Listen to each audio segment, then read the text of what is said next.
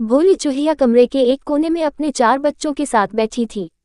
बच्चे अभी केवल 1 दिन के ही थे, इसलिए मम्मी चूहिया उन पर बहुत ध्यान दे रही थी।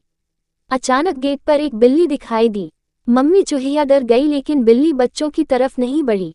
चूहिया ने तो सोचा था कि बिल्ली उसके बच्चों पर आक्रमण करेगी, परंतु ऐसा नहीं हुआ। बिल्ली बड़े धीमे से बोली, सुना है यहाँ कुछ बहुत सुंदर बच्चे हुए हैं।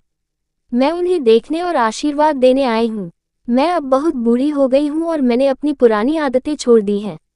मैं अब शुद्ध शाकाहारी हो गई हूँ और मैं सिर्फ दूध, फल और सब्जी ही खाती हूँ। तुम्हें मुझसे डरने की जरूरत नहीं है। मैं तुमसे दूर ही रहूंगी। ऐसा कहकर वह कमरे से बाहर चली गई। ये सुनकर चूहिया की जान में जान आए और वह अपने बच्चे लेकर अपने बिल में चली गई।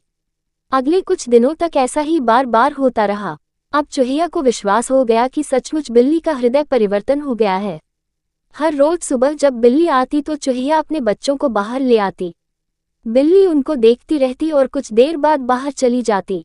चूहिया के बच्चे बड़े हो गए थे और उन्होंने चलना फिरना भी शुरू कर दिया था। चूहिया अभी भी जी जान से उनकी देखभाल करती और उन पर निगाह रखती थी। रोज की तरह एक दिन बिल्ली आई चूहिया से बोली, यहाँ पास ही अनाज का बड़ा गोदाम है, मैं तो कहती हूँ कि तुम वहाँ जाकर अपने बच्चों के लिए कुछ अनाज ले आओ।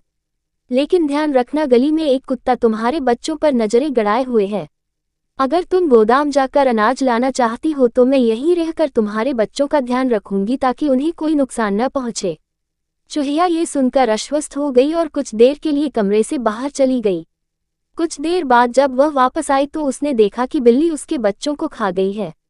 वह रोने लगी। तभी एक बूढ़ा चूहा आया और उसे रोता देखकर उसके रोने का कारण पूछने जब चूहिया ने उसे सारी बात बताई तो बूढ़ा चूहा बोला, एक बिल्ली और चूहा कभी मित्र नहीं बन सकते।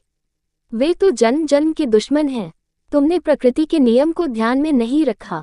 अब तुम्हें अपनी लापरवाही का नतीजा तो भुगतना ही पड़ेगा। चूहिया ने अपने बच्चे खोने के बाद एक सीख ले ली थी। कभी भी अपने दुश्मन पर भरोसा नहीं करना चाहिए। अगर दुश्मन मीठी बोली बोल रहा है तो मुमकिन है कि वो तुम्हें धोखा देकर निशस्त्र करना चाहता है।